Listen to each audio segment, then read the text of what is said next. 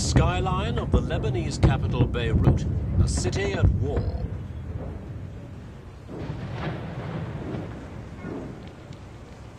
In just 10 days during October, Syrian mortars and artillery fired tens of thousands of shells into the Christian areas of East Beirut.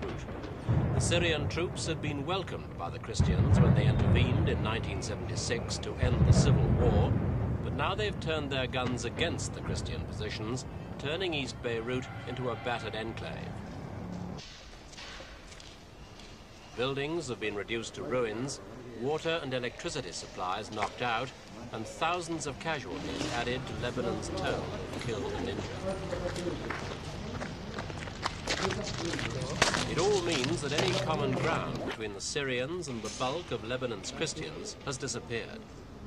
One of the most implacable foes of Syria's President Assad is the Maronite Christian, the rightist militia leader and former president, 78-year-old Kemil Shmouun. Here on the balcony of his apartment, he talks about the Syrian shelling attacks. Well, now we are going to see the shelling and the effect of the shelling. The apartment was hit by two shells, while in the neighboring buildings were partially or totally destroyed, as you may see, and you may see what kinds of weapons they have used, starting from the 82mm mortar going up to the 240, and we have two specimens of 240 shells which have not exploded. We are going to see them and judge by that the savagery which the Syrians have used not only against target my home, but against the civilian population, because those who have suffered more than any element else are the civilian population, 250 killed among the civilian population, from Hadid down to Ashrafiya.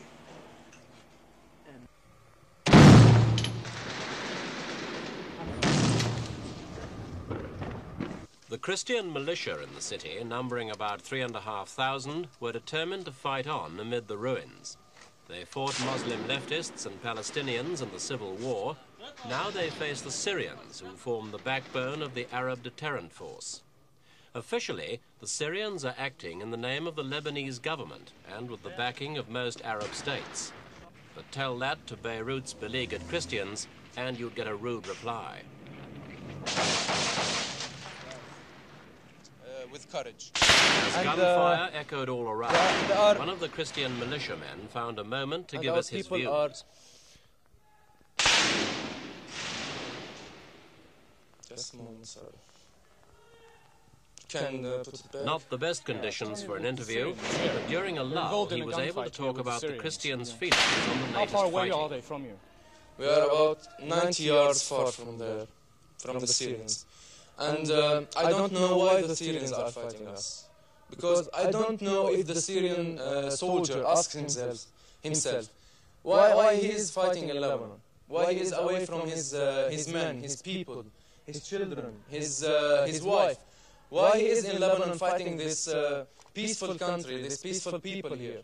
We have an existence of 2,000 years and we do not want to be thrown in the sea. We want to live here and to live in peace and to be in peace with everyone. But we want our own liberty, our own existence, our own entity. Thank you. In mid-October came a breakthrough of sorts. The twin bridges at Karantina, leading out of the Christian enclave to Christian towns in the north, were vacated by Syrian troops and handed over to Saudi Arabian forces. The Saudis, together with contingents from other Arab states, are acting like the Syrians were in the name of the Arab League peacekeeping force. But it was still a positive move towards ending the war of attrition, sidestepping the deep mistrust and enmity between Christians and Syrians. At last, civilians were able to leave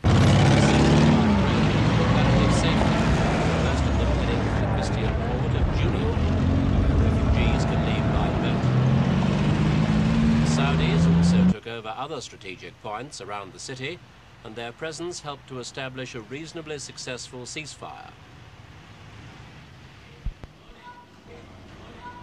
The flag of the Maronite militia still flies in the Christian Ashrafieh district, where the militiamen carry their weapons everywhere they go. This is their territory, their home, and they're determined never to leave.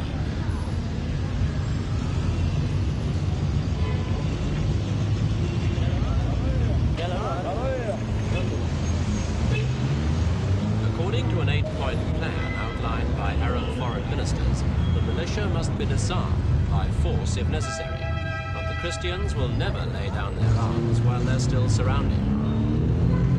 Life returned to comparative normality in these suburbs as the shaky ceasefire took effect. Neighbors who hadn't seen each other for days emerged from their underground shelters to inspect the shattered streets and to get the latest news about just what was going on. As in the Civil War, it's ordinary people who suffer most in this kind of fighting. Any moving target in an enemy zone is seen as fair game by some snipers, and heavy shells have no particular target at all. They just maim, kill or destroy wherever they land. The fate of these people is in the hands of the politicians and the militia. Meanwhile, all they can do is pick up the pieces and hope that somebody somewhere will give them a future to look forward to.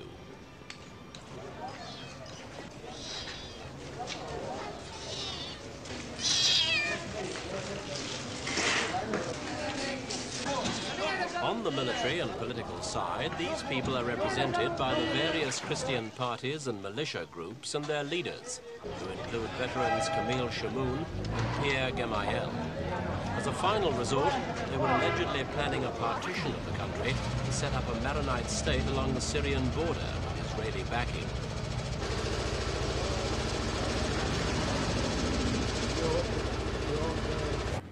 This Israeli connection is very evident in the port of Junieh. Israel controls the seas, together with the militia's own patrol boats, and Junieh provides an invaluable gateway to the outside world. It's a poorly kept secret that food, fuel and medicine are brought in with Israeli help from the Christians' few remaining friends abroad. These goods are then ferried across the bay at night time to East Beirut under the noses of Syrian gunners.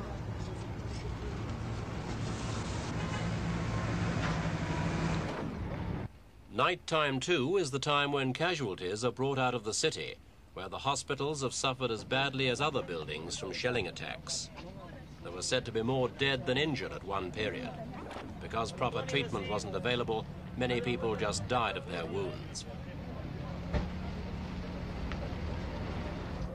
Junieh also bears the scars of shelling, but here, as in East Beirut, the Syrians held back from moving in with heavy armor, backed by the full weight of their 30,000 troops in Lebanon.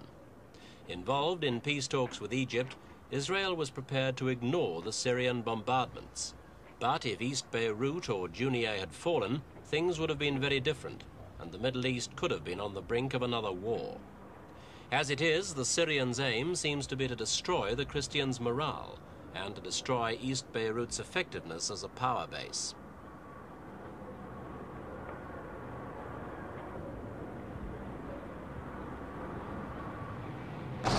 So the military standoff around East Beirut continues. The Syrians say they only want to end the fighting. The Christians and Palestinians still have their arms, and the Lebanese government forces are too weak to take over. The commander-in-chief of the Christian forces, Bashir Gemayel, son of Pierre, left no doubt that he expects nothing to come out of the latest ceasefire agreement. If we want to speak about the number of ceasefire, we can say that until now, between the Syrians and the Palestinians, we have been signing more than 300 ceasefire. We are not too much optimistic about that, and this morning we have had 10 people who were killed on the bridge of Quarantina. They were sniped by the Syrians, and this doesn't mean that the ceasefire is respected.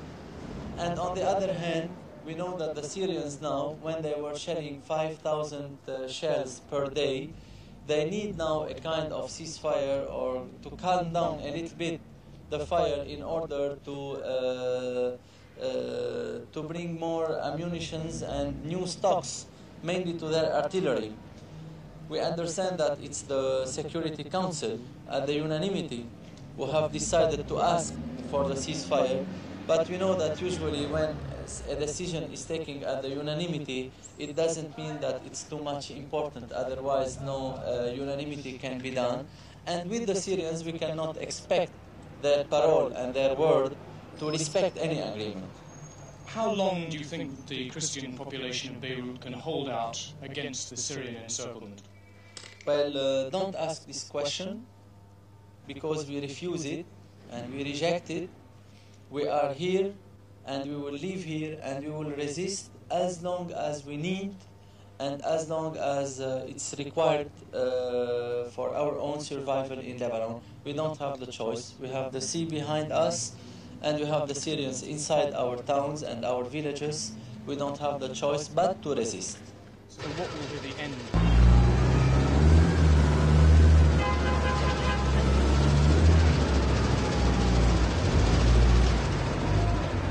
The Christian leaders, then, remain defiant and ready to fight on. With the civilians, though, it's a different picture. It's estimated that their casualties have been 20 times greater than their own militias. And a city under bombardment's the last place you want to be with a child in arms.